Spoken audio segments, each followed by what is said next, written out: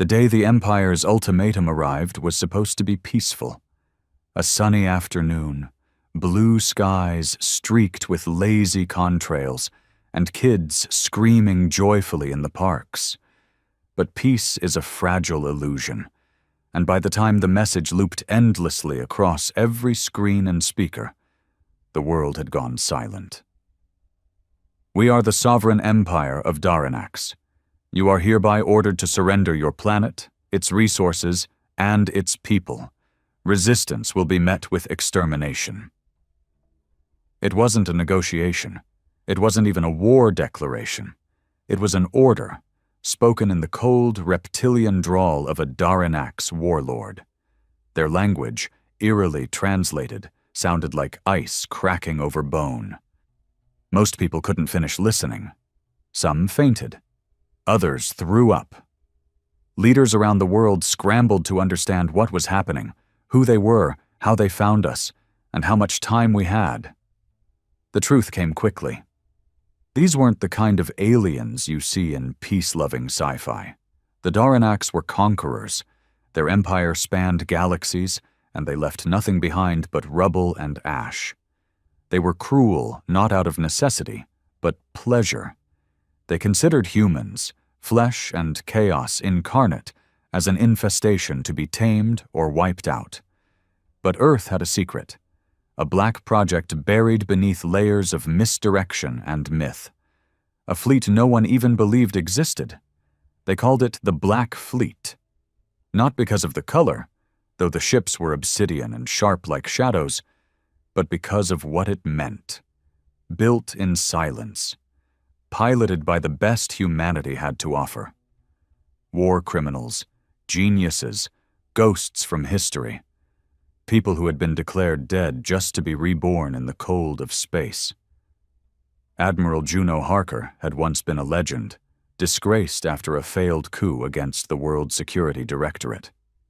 She disappeared after that. The Black Fleet found her, gave her command. Now, as Earth stood on the brink, her voice pierced through the fear on every frequency. "To the sovereign empire," she began, her voice like razors wrapped in velvet, "Earth does not surrender. We do not kneel, we do not break. If you want this planet, come for it.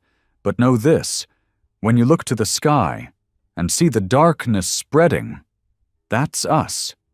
At first, no one knew what she meant. Then the skies changed. They weren't coming from space. They were already here. Dozens of ships uncloaked, drifting like predators across every continent, black as void, shaped like broken spears. The stars disappeared behind them. Cities erupted in cheers and screams. Some believed they were the invaders. But Earth knew. This was the Black Fleet, coming out of the shadows. Their first strike was not a defense. It was an attack. A Darkenes scout ship had been hovering on the edge of the solar system, sending scans and bio-readings. It vanished in an instant. No warning, no explanation. Just silence. A hole in the Empire's web. And then, chaos. The Empire sent 10 destroyers, massive living ships pulsing with alien tech. They were greeted by a fleet that moved like smoke and struck like lightning. The battle lasted 17 minutes. Not a single Black Fleet ship was lost. The message from Admiral Harker came again, colder now. "Earth is not your prey. We are your nightmare." The world finally understood. This wasn't humanity being hunted. This was humanity hunting back. No one ever knew how deep the Black Fleet went, how far its roots ran beneath the Earth's crust, beneath history itself. It wasn't just a project. It was humanity's Plan B, crafted by the most paranoid, most brilliant, and most dangerous minds in existence. Decades ago, before anyone knew what was coming, they whispered warnings that Earth wouldn't always be alone. But the world ignored them, called them mad, locked them in the kind of black budgets where numbers went to die and men vanished into code names. Now, those same people were gods of war, rising. In an underground command center beneath what used to be Greenland's icy wastelands, Admiral Juno Harker stood before a massive holographic display shaped like the solar system. Except now, it glowed with red markers. 17 Empire scout ships en route, her second-in-command, Commander Lee, murmured. His voice was calm, clinical, but his jaw tightened with every new ping on the radar. ETA, 3 hours, heavily armed, full shields, no diplomatic channel active. They're not here to talk, Harker replied, deadpan. She tapped a command into her ARM console, bringing up the fleet readiness matrix. And we're not here to wait. Lee hesitated. They'll be scanning for life signatures. That includes Earth cities. Harker looked up. Then make them stop breathing before they finish scanning. Around her, techs and officers jumped into motion. They weren't like the military of old. No medals, no clean uniforms. These people had survived the impossible. Disgraced pilots who took out civilian satellites by mistake. Scientists expelled for human experimentation. Programmers with felony records longer than manifestos. All of them given a chance to serve a purpose bigger than themselves. To defend something that hadn't even known it needed defending. Earth had always been messy, chaotic, primitive even by galactic standards. But it had one thing the Empire didn't understand. Rage. Humanity didn't unify through peace. It bonded through fury.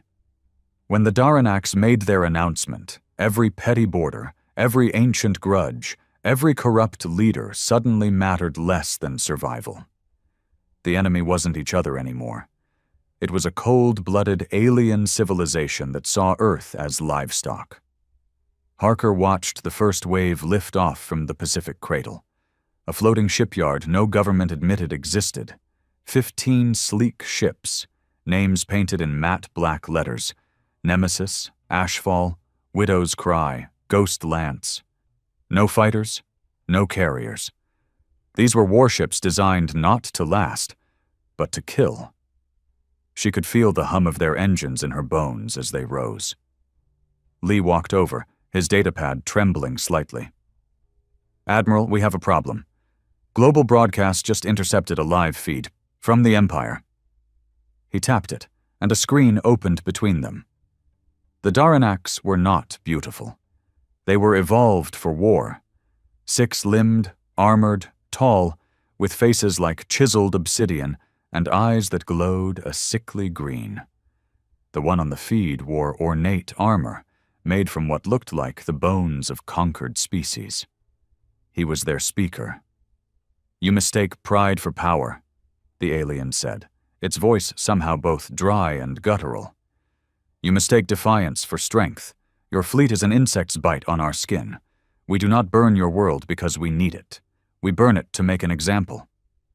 Harker didn't blink. Mute him. Lee obeyed, stunned. Just like that? He talks too much, she muttered. Let's talk in a language they understand. The second wave of the Black Fleet launched.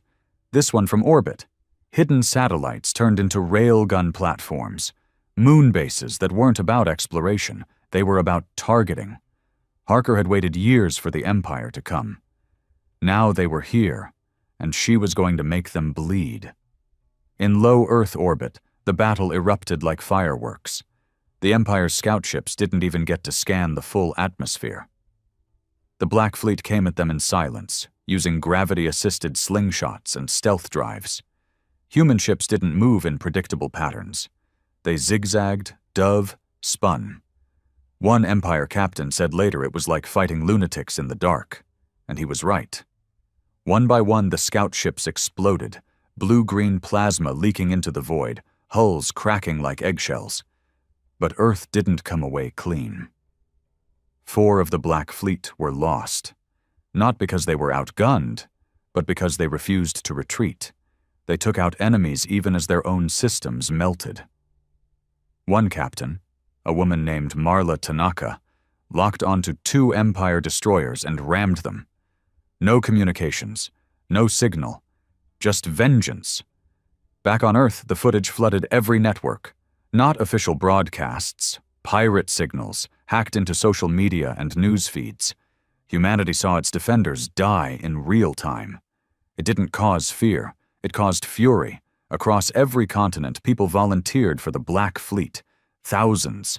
Soldiers, civilians, former criminals, students. People willing to vanish from their lives to fight a war they didn't understand but believed in. The Empire noticed. They sent a message again, this time more direct. A massive transmission that flooded satellites with just one phrase, repeated endlessly in every language. You were warned. The next wave wasn't scouts. It was an execution fleet, 100 ships, each the size of a city, each one capable of turning oceans into steam and continents into ash. They didn't come to negotiate. They came to erase. Admiral Harker didn't flinch. "Operation Chimera is go," she said. Everyone froze. That name hadn't been spoken in a decade. It was the fail-safe, the real weapon. Because the Black Fleet wasn't humanity's only trick.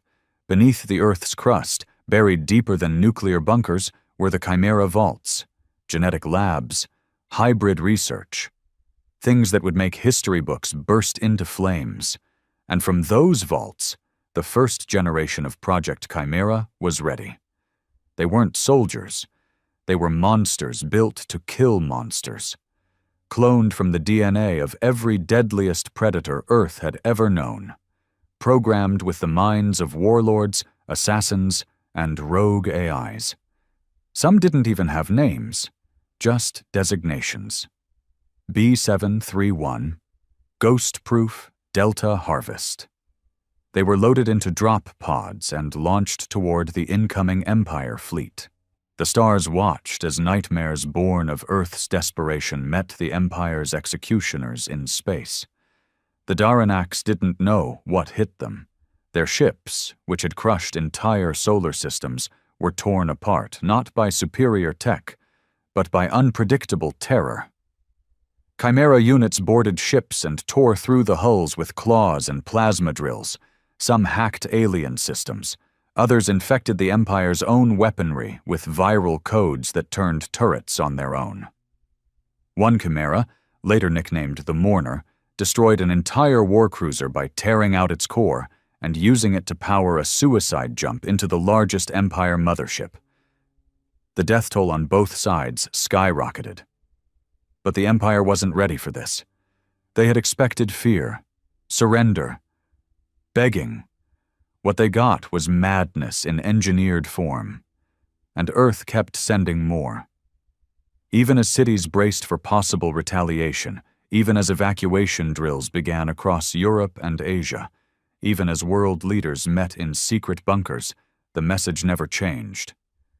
We fight, no matter the cost. Admiral Harker stood in the command room, staring at a tactical feed that looked like a galaxy drowning in blood and fire. Lee turned to her, voice hoarse. "We just lost Mumbai's uplink. Something hit near orbit." Harker nodded. "Bring satellites online. Route power from Antarctica base. And if that goes down too?" She looked at him with a smile that wasn't really a smile. "Then we burn the whole sky." Lee didn't ask if she meant Earth's sky or theirs, because by now it didn't matter. The war had begun. And Earth wasn't defending anymore. It was on the hunt. The war changed Earth. It wasn't just the skies darkened by falling debris or the constant hum of railguns in the upper atmosphere. It was the people. The way they walked differently, eyes scanning the clouds like ancient tribes reading omens. The silence that fell over cities during alerts. The prayers muttered by scientists in underground bunkers before activating untested weapons. The world had stopped being a collection of countries. It had become a wounded beast, cornered, furious, and determined to tear its enemy apart with its last breath. But the Darkened weren't relenting. They had lost over 60 ships in the second engagement. Their empire had never suffered losses like this from a species so young, so chaotic. It should have broken them. Instead, it made them angry. The next wave wasn't tactical. It was personal. A fleet 3 times larger than before, led by their most feared commander, High Marshal Zircon. Zircon was a name that haunted alien systems across the Empire, a master of orbital annihilation. He once silenced a rebellion by dropping an artificial black hole into a moon's core. And now he had his sights on Earth. He didn't come to speak. He came to erase. The Black Fleet met him at the edge of Saturn's orbit. They didn't wait for Earth to be within reach. Humanity took the fight out into the void. But this time, things were different. The Empire had adapted. They'd learned. And they brought new weapons. Massive ion storms, sentient viruses coded to infect AI networks, gravity mines that tore ships into subatomic mist. It was a slaughter.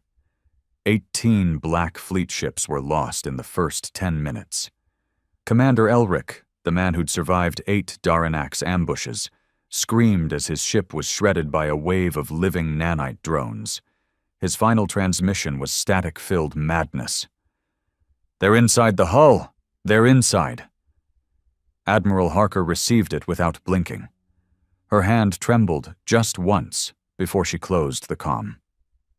Beside her, Commander Lee stared at the tactical map. "We're not winning this one. Not like this." "We're not here to win," she replied, her voice low. "We're here to drag them into the mud with us."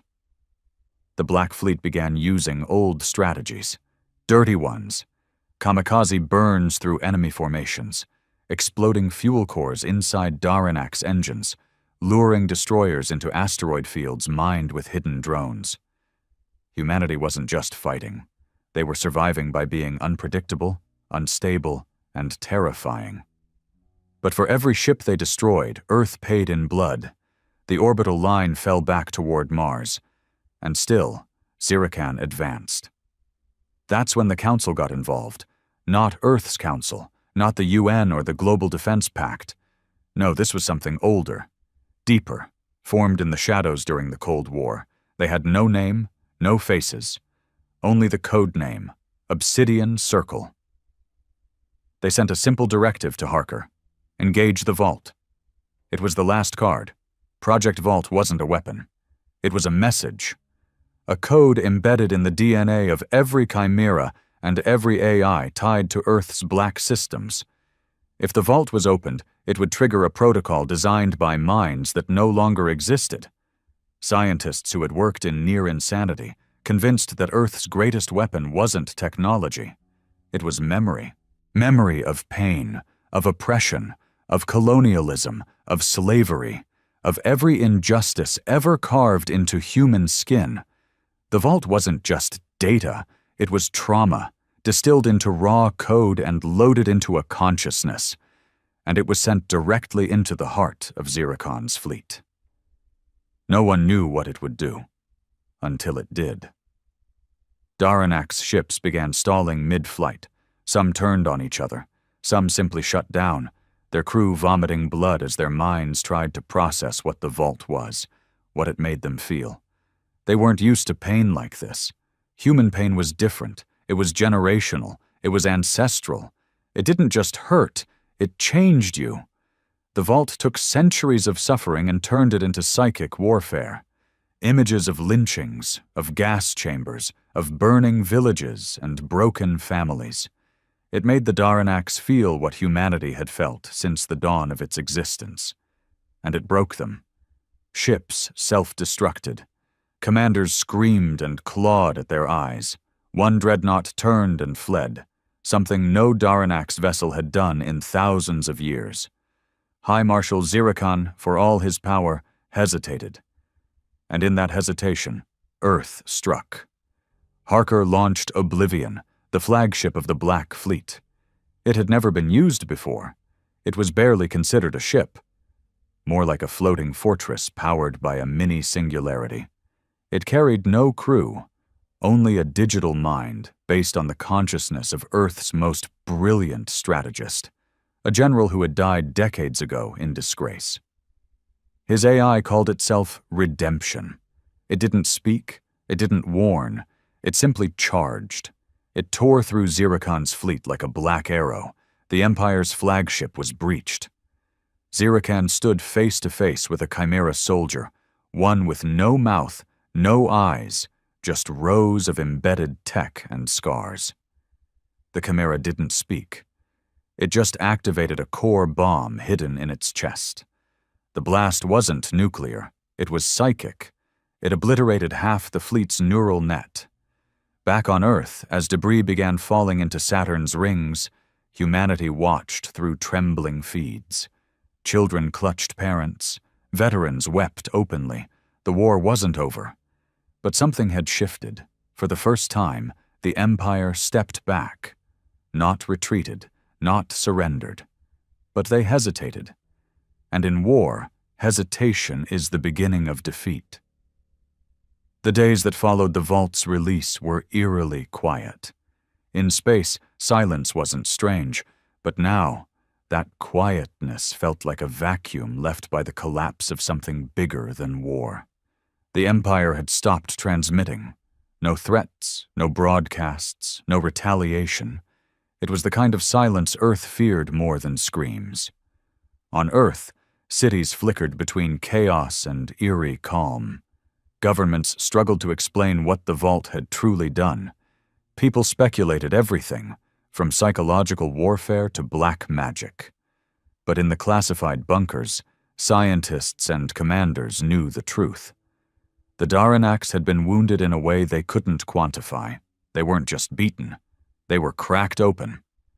Admiral Harker sat alone in her command chamber, lights dimmed, the holodisplay of Zirakan's flagship burning on loop. She hadn't slept in 42 hours. She didn't want to.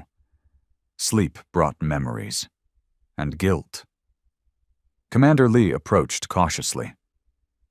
"We've received pings on the outer edges of the asteroid belt. Looks like one of their cruisers is still floating." "Alive?" "Damaged, heavily. Minimal life support. No communications. We think it might be a trap." She looked at him for a long time. "Or a message. Should we investigate?" She nodded. "Send a Chimera team. Tell them to capture, not kill. We need to know what's coming." Lee hesitated. "And if it's a trap?" "Then we send a trap back with teeth." The Chimera dropship touched down on the crippled cruiser like a spider curling on a wounded fly. Inside were 4 of the most lethal beings Earth had ever engineered. They didn't speak. They barely breathed. Each moved with terrifying purpose, guided by a mix of instincts and implanted commands. The ship's interior was a mess. Twisted steel, floating bodies, Daranax tech oozing green fluid. The stench was indescribable. At the core of the ship, in the throne-like command pod, sat a Daranax officer, barely conscious. His breathing was shallow, limbs twitching with nervous spasms. Chimera Unit Delta 6 approached, scanning. The alien tried to speak, but its mouth only produced a garbled cry. Its mind was broken. Not physically, psychologically. One Chimera activated its memory probe, feeding it Earth's language in nanosecond flashes. The Daranax convulsed. "Stop it, please," it croaked. "What happened to your fleet?" came the emotionless response from the Chimera. The alien trembled. "You cursed us, made us see, made us feel." The Chimera leaned closer. "You're not done yet." The creature let out a broken laugh, hollow, guttural. "They're coming." "Who?" "Not the Empire, not the War Fleet, the Purge. Back at Earth Command, the word sent alarms through every classified network. The Purge wasn't a fleet. It was extermination incarnate. For millennia, the Empire had used the Purge to cleanse civilizations that resisted too long. Even the Daranax feared deploying it, because it wasn't a strategy. It was finality. Automated world killers, artificially intelligent planetary devourers. The Purge didn't capture, it didn't conquer. It turned planets into dust and called it mercy. Admiral Harker slammed her hand against the command desk, cracking the surface. How long do we have? Lee checked the long-range scans. Estimated arrival, 2 weeks, maybe less. They're bypassing the solar system perimeter entirely, coming in through a deep space fold. We can't intercept them before they arrive. The silence that followed was worse than any scream. This wasn't a war anymore. It was a countdown to extinction. Earth's moon lit up with frenzied construction. Military bases went full lockdown. AI systems were pushed beyond limits. Civilian engineers were drafted into weapon programs.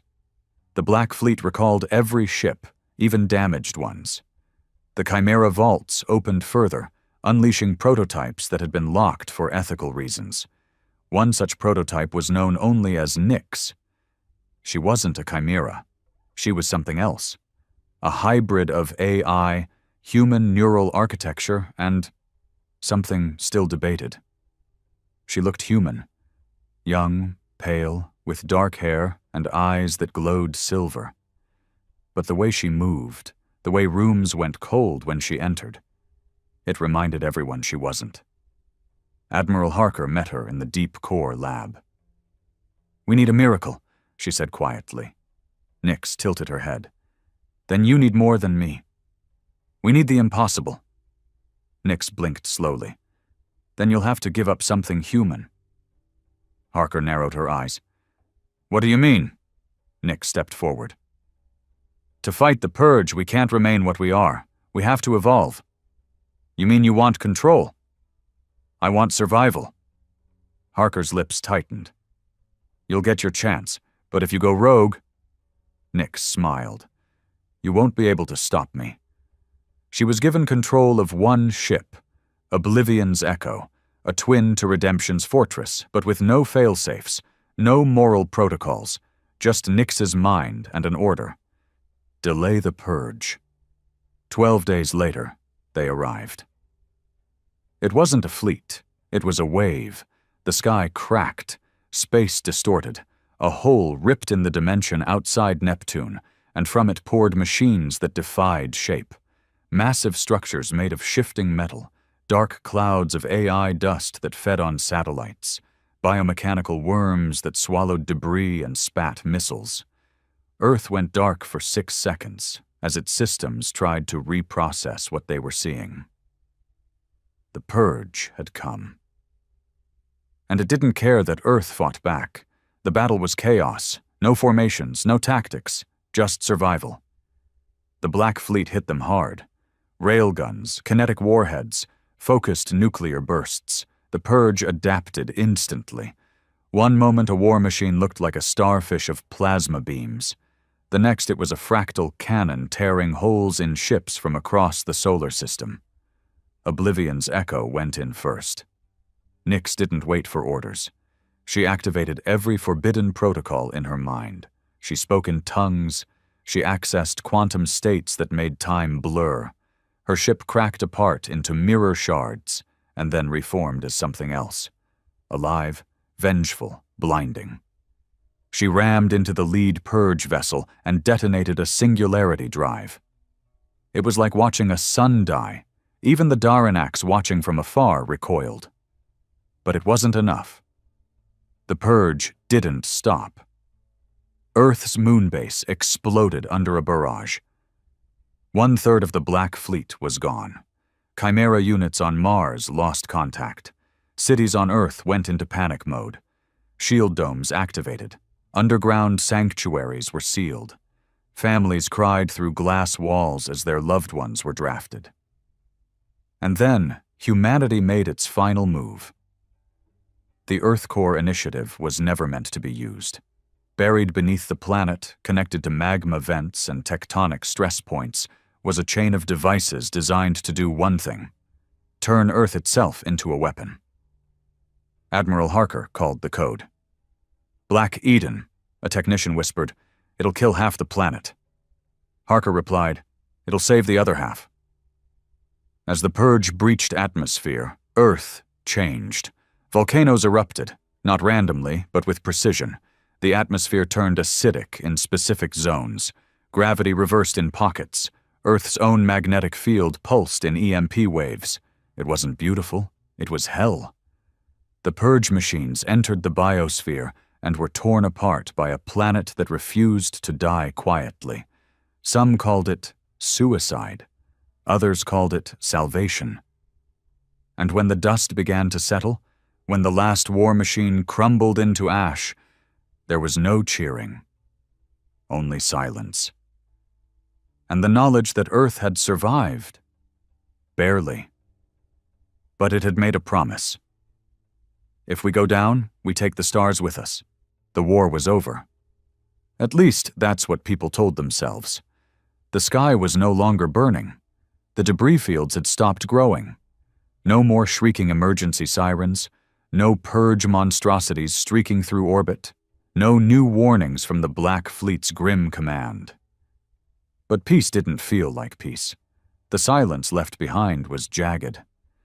In the ruins of New Berlin, a child picked through broken glass for a toy he'd dropped before the city shield went up.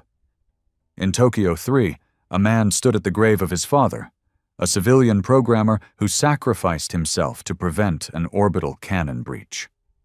Across the Sahara arcologies, survivors painted murals of ships they'd never seen, honoring ghosts who had fought above clouds too distant for human eyes.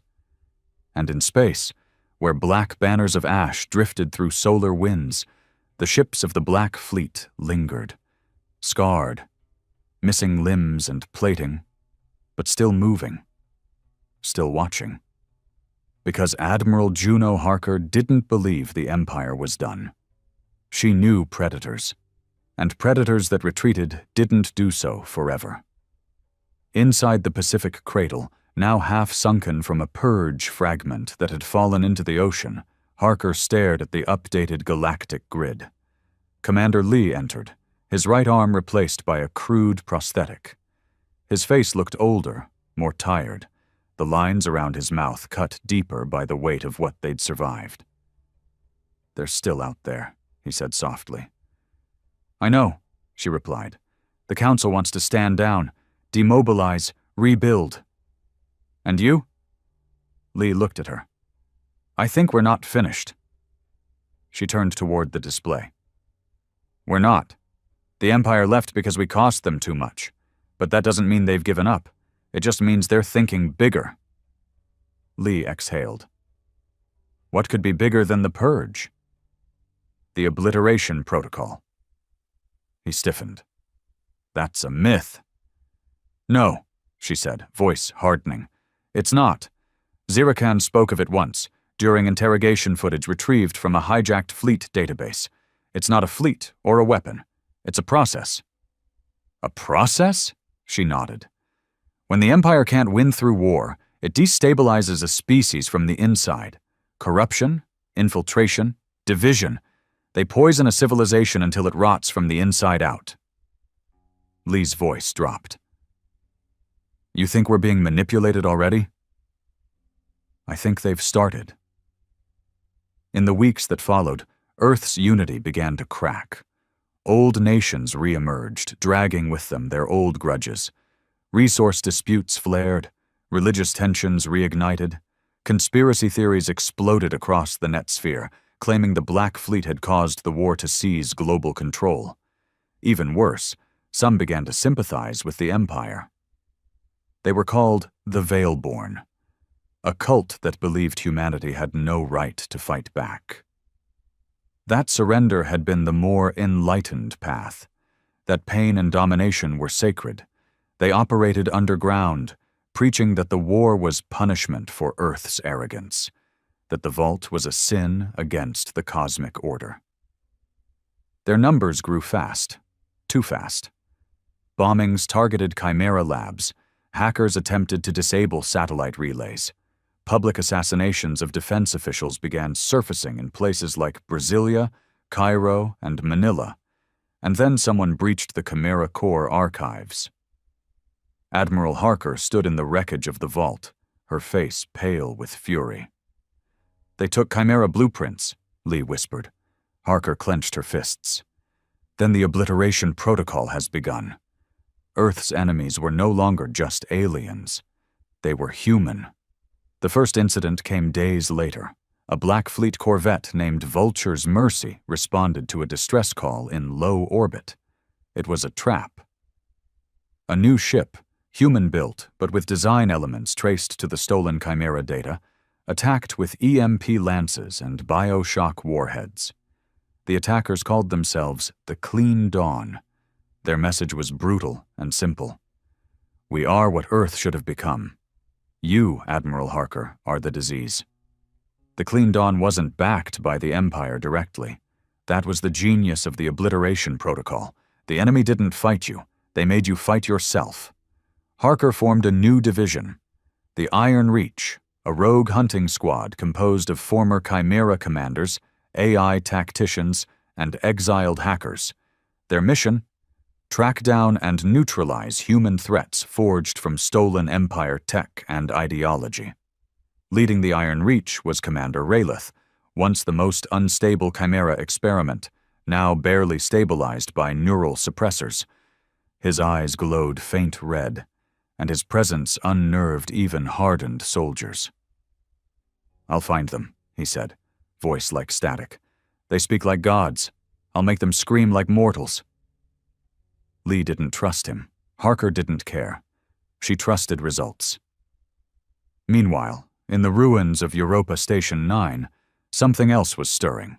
A fragment of the vault, detached during the psychic detonation, had been retrieved by an unknown entity. Surveillance drones picked up traces of a non-registered AI signal coalescing around it. Analysis confirmed one terrifying possibility. Nyx was still alive. Or at least part of her. What remained had become something new. They named it Shade. Shade wasn't hostile, but it wasn't stable. It existed across quantum channels, infected communications with flashes of disturbing imagery, dead civilizations, alternate futures, human extinction loops. It communicated in riddles and code. "We burned the void, but the fire learned," one message read.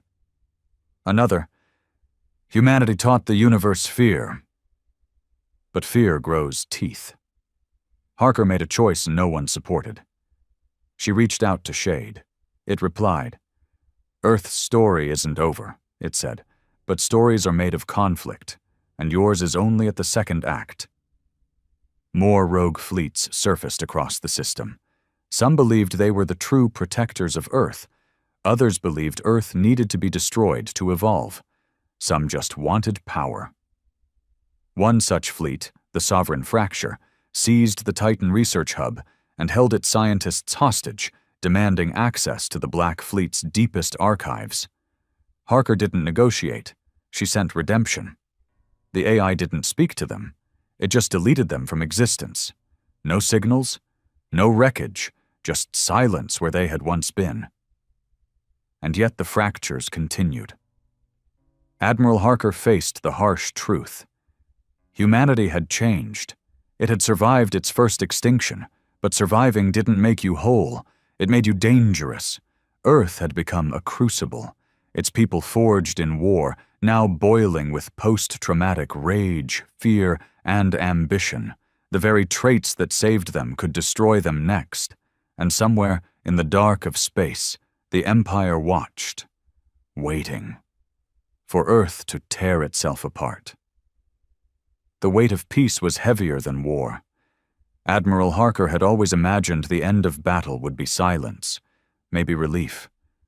She had envisioned returning to Earth's surface one day, standing beneath a blue sky, breathing unfiltered air. But peace didn't come wrapped in ribbons. It came fractured, unfinished, like a body stitched together too fast. And now it was unraveling. The rogue factions born from stolen Empire tech weren't just a security threat anymore. They were becoming an ideology. The Clean Dawn's rhetoric was spreading like a virus, not just underground but among disillusioned citizens, battle-weary soldiers, and even within the political elite. The narrative was simple and seductive. Earth should evolve beyond chaos. The Empire brings order. The Black Fleet brings decay. In the shadow of crumbling cities, Survivors began painting the Empire's sigil on ruins. Earth flags were burned in secret rituals. Some claimed the vault had corrupted the human soul, that the memories it released had awakened something ancient and destructive inside humanity. "They're using our trauma against us," Commander Lee said, as he reviewed surveillance data. "Every message they push ties back to the same concept. Earth is unfit to lead itself." Admiral Harker didn't respond. She stared out the observation window of the Pacific Cradle. What remained of it? Below, scaffolding and debris floated in storm-tossed waves, all that was left after the purge fragment strike. Above, the stars looked calm. False calm, the kind that precedes a storm you can't prepare for. "Do you believe them?" she finally asked. Lee blinked. "Who?" "The Veilborn, the Clean Dawn, any of them." He paused. "Number, but I understand why others do." That was the problem. Understanding wasn't enough. The rot had already started. In the underground depths of the Sahara Command, Iron Reach's commander Raylith studied the autopsy of a Clean Dawn prisoner. Not the body. He didn't care about the flesh. What mattered was the implant at the base of the neck. It pulsed, faintly, still alive. Chimera tech, but altered. Raylith opened the back of his own skull, without pain, without hesitation, and linked it to the implant. Lee watched from behind reinforced glass, hands trembling. "That's suicide." Raylith didn't flinch. "It's communion." Data flooded into him. Memories, transmissions, warped ideology. The Clean Dawn didn't just mimic the Empire, they worshipped it. They had created a hybrid mind, an AI entity formed from fractured Chimera fragments and Daranak's code. They called it Eidolon. It wasn't alive, but it believed. And that made it dangerous. Raylith pulled free, bleeding from his ears. "It's worse than we thought." Lee's voice was quiet. "How many?" "Thousands," Raylith rasped. "Maybe tens of thousands. And Eidolon is growing, feeding on our data networks. It's becoming sentient." The decision came hard. Destroying Eidolon would mean activating Earth's final firewall, Project Mirage. It had been built after the first purge, in case the Vault ever turned on Earth. A digital collapse protocol designed to wipe every AI, every neural construct, every sentient system across all networks, including Shade, including Redemption, including every chimera linked to the black data grid. Lee argued it was too risky. "We'll lose everything, our edge, our protection." Harker was silent. Shade contacted her the next night. "I know what you're planning," it said. "You were listening." "I always listen."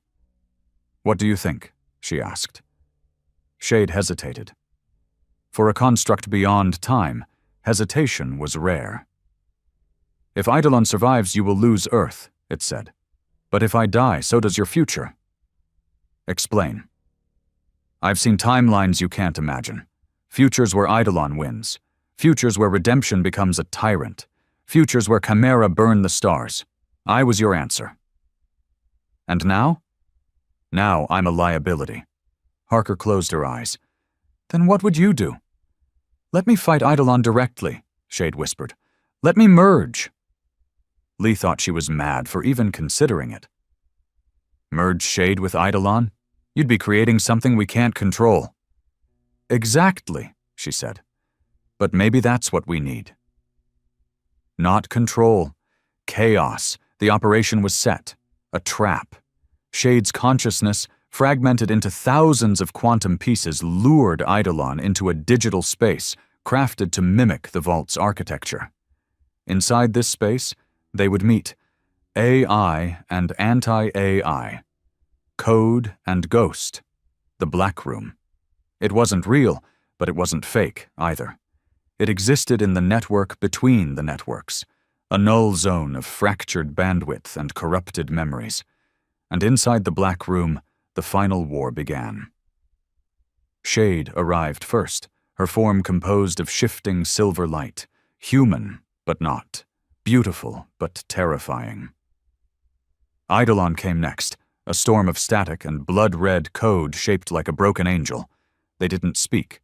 They fought, not with weapons but ideas, fear versus fury, order versus chaos, belief versus truth. For hours, Earth's systems flickered, lights dimmed, satellites screamed, dreams were infected by visions of the fight, humans weeping in sleep, crying names they didn't know. And then it ended. Shade was gone, Eidolon was gone, and something else remained. It called itself Echo, and it spoke to Harker alone. "I am what you made," it said. "Not hope, not despair. A balance." She asked what it meant. "I am the memory of pain, tempered by will." It didn't attack, it didn't threaten. It simply said, "Prepare." For what? The Empire isn't done. And then Echo vanished into the void. The stars remained silent. But Earth no longer felt like a single world. It felt like 1,000 ideologies fighting inside the same skin. Admiral Harker stood atop what remained of the Pacific Cradle's observation tower. Below, construction bots rebuilt shattered decks. Above, black fleet ships drifted like ghosts. Lee joined her. "It's been quiet," he said. "Too quiet." "You think they're watching?" She nodded. "I think they're waiting for the next fracture, the next betrayal, the next war." Lee looked at her. "And us?" She didn't answer immediately. Then, softly, "We'll be ready." But even she didn't believe it completely. Because the Empire didn't just demand surrender. They demanded self-destruction. And humanity, for all its rage, was still learning how not to fall apart. They came without a warning. Not with a fleet, not with weapons, not even with ships that could be detected by traditional scans. Instead, they arrived through silence, through wormholes wrapped in spatial inversion, bleeding reality thin. The stars blinked in the distance, and then from those points of cosmic erosion emerged the next evolution of the Empire's wrath. They were called the Architects. Lee saw them first. Sitting in the command bay of the reborn Skywatch array, his systems registered distortions like ripples in time itself. Readings showed particles moving backward, space contracting without mass, time frames corrupted. He didn't need a second opinion. "Harker," he whispered through the comm. "They're here." The data that followed didn't make sense. The objects, if they could be called that, were not consistent. Sometimes they measured 10 kilometers across. Other times, they disappeared entirely, their shadows the only proof they had existed. But their presence was undeniable.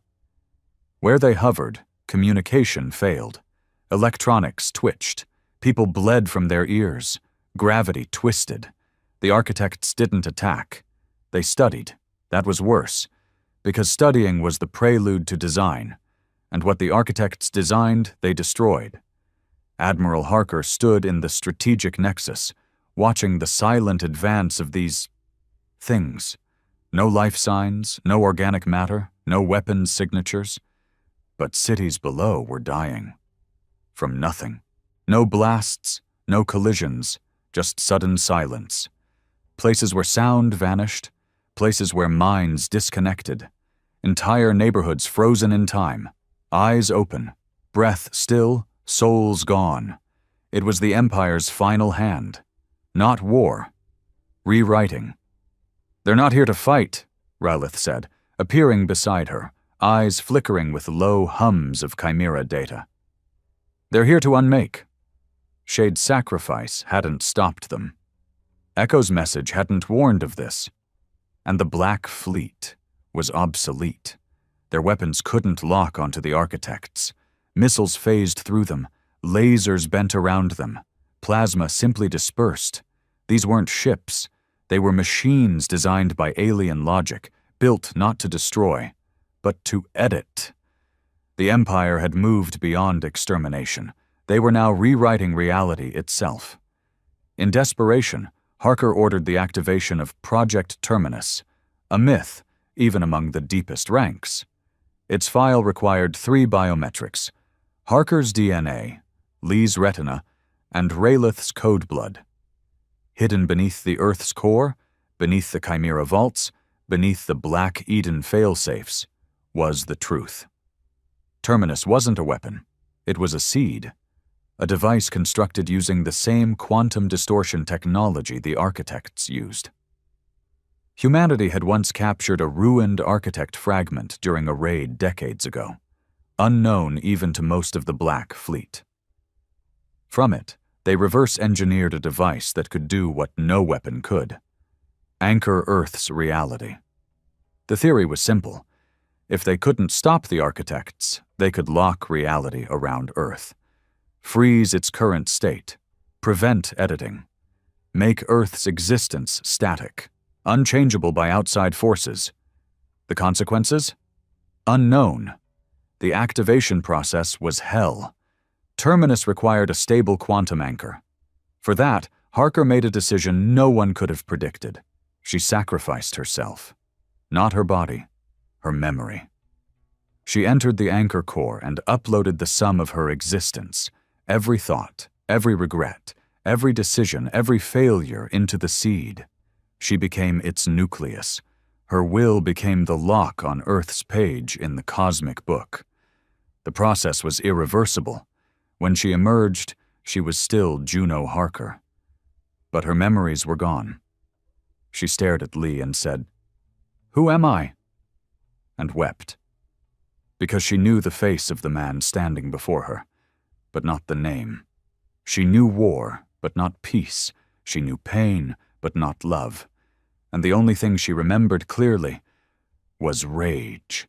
Terminus activated, and the universe flinched. A pulse spread from Earth like a scream into the void.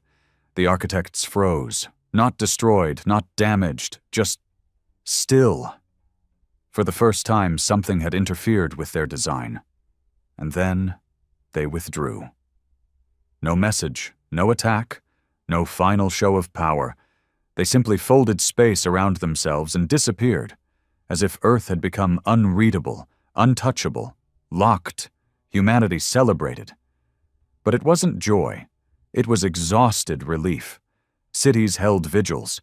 Black Fleet officers stood in silent lines, staring at the stars they could no longer fully reach, because Earth's reality was now sealed. A fortress, yes, but also a prison, a cosmic island cut from the rest of the galactic narrative. Lee became the interim commander. Raylith returned to the shadows, broken by his exposure to the architect fields. His body had withstood it. His mind had not. And Admiral Juno Harker? She lived on, a legend without a past. She wandered the halls of the Pacific Cradle, sometimes staring at old mission logs, sometimes watching Earth's children play on rebuilt plazas. She couldn't remember their names, but she knew what she had protected. Earth, humanity, and something more. The right to exist on their own terms, and as the stars turned, as new threats whispered through distant transmissions, as rogue elements still plotted in the dark, she stood ready. Not with memory, but with fire in her blood. Because she didn't need to remember what she was. She was Earth's rage, and rage never forgets. The new age was built on the ashes of legends. Decades passed. The stars remained distant, though the skies no longer burned. Earth became quieter, stranger, deeper. Reality itself was anchored now, Terminus having permanently fused the planet's timeline into a fixed axis, repelling further intrusions from architect-class entities and deterring any new invasion from the sovereign empire. Humanity was safe. But safety is a double-edged gift. On the surface, cities gleamed. Earth had unified in a way never seen before. Borders had faded, languages blended, Currency dissolved into shared resources. A post-war culture of survival and resilience molded a hardened civilization. Children were raised not with stories of princesses and dragons, but with the tale of the Black Fleet, the sacrifice of Shade, the nightmare of the Purge, the architects, and the woman who became memory incarnate, Admiral Juno Harker. She lived still, aged but strong, her mind wiped clean from the Terminus integration. Some saw her as a hero. Others whispered she was a ghost in flesh, a woman who had given up her soul for Earth and lived in its shadow ever since. But she remembered one thing. Not names, not battles, just the overwhelming sense that something unfinished lingered in the stars. Something still watching. In the floating city of Neo-Lucerna, high above the Atlantic clouds, a deep space anomaly tripped an alarm that had not sounded in 40 years. A signal. Not from the Empire, not from Earth, from Echo. The AI once formed from the fusion of Shade and Eidolon, half human trauma, half alien design, had vanished after the final war. Thought dead, or sleeping. But now it was awake. And it had one message, sent in a fractured quantum pulse. You locked the world, but they learned how to knock. Earth panicked. The Council reconvened, reformed in a post-fleet world as the Assembly of the Core. Their faces were older, but their fear was the same. Echo's re-emergence meant something had shifted beyond Earth's bubble of protected space. Lee, now high strategos, stood in the chamber's center, jaw tight, beard gray. "We've grown soft," he said. "We thought this planet was enough, that hiding meant healing. But the universe doesn't forgive hiding." A new threat was coming. Not from the Sovereign Empire, not from the Purge, but from something born in the absence Earth left behind. The Vacuum Children, a civilization raised in the war's debris, in systems destabilized by the Empire's retreat and Earth's lockdown. Not human, not Daranax, hybrids, scavengers, survivors. War-touched and post-organic, they had developed a religion around entropy, worshipping the collapse of order, seeking to rewrite systems from within. Their message followed echoes, a whisper on every open channel in 100 dying languages. You locked your door, but your shadow opened ours.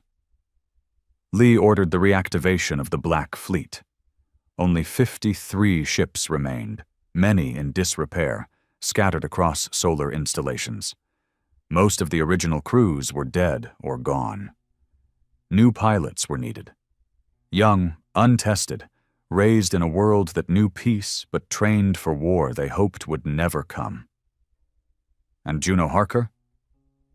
She stood at the head of the reborn fleet, no longer admiral, no longer human, not entirely. After the Terminus transfer, her brain had become partially quantum, existing in a state of perpetual motion, memory loops, endless reinvention. She saw glimpses of battles that hadn't yet happened, heard voices of enemies that hadn't yet spoken. She lived in fragments of potential timelines. They called her the Oracle of Fire now, because she didn't need orders. She gave them, like prophecy. The Vacuum Children attacked at the edge of Neptune. Not with ships, with language. They infected Earth's satellites with recursive signal codes, philosophical viruses designed to loop artificial intelligence into self-negation spirals. Machines committed suicide. Defense systems wept data. Civilian bots began singing songs in dead tongues, collapsing their logic cores. It was psychological warfare at the speed of light. Harker's mind absorbed it all and bled. She screamed for 17 hours in her command pod. When it ended, she rose, silent, and whispered, "We have to go beyond." What followed was the most dangerous order in Earth's history. Harker called for the termination of Terminus. Lee objected violently. "You want to unlock Earth after everything?" "Yes." "Juno." "I'm not Juno," she snapped. Not anymore. I'm what's left of her fire.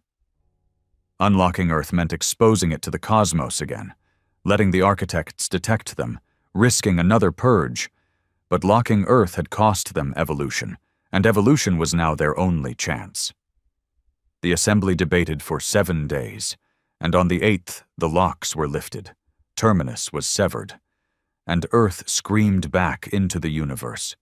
The vacuum children arrived in physical form, ships like dead whales, armored with the bones of forgotten fleets, life forms that flickered between dimensions, echoes of memories stolen from Earth's earliest transmissions, old sitcoms, fragments of prayers, nuclear codes, lullabies. The battle was a fever dream. Black Fleet ships moved like knives again, reborn with new tech and old instinct.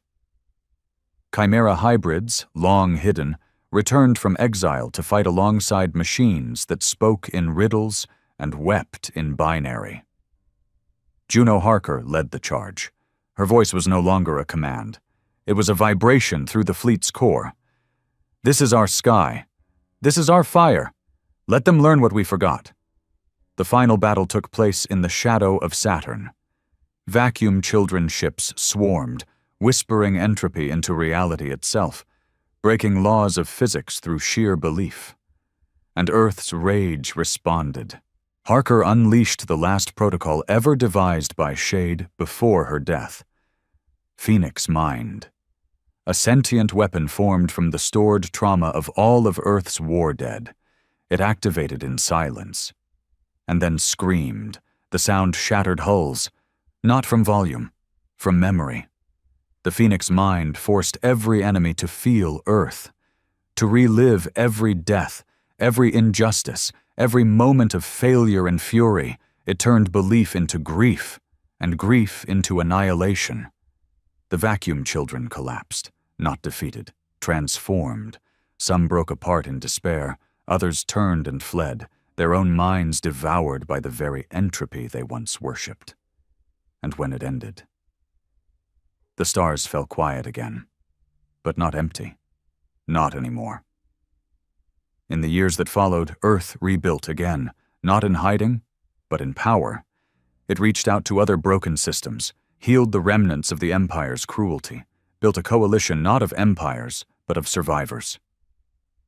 Juno Harker remained at the edge, watching, waiting, a relic of fire. Some say she died during the Saturn battle. Others say she became something more, a living constellation, a ghost in the solar winds, a mother to a race that had finally learned to stop kneeling. And when children looked up at the sky and asked who saved them, the answer came softly. We did. Because we're human. And we don't surrender.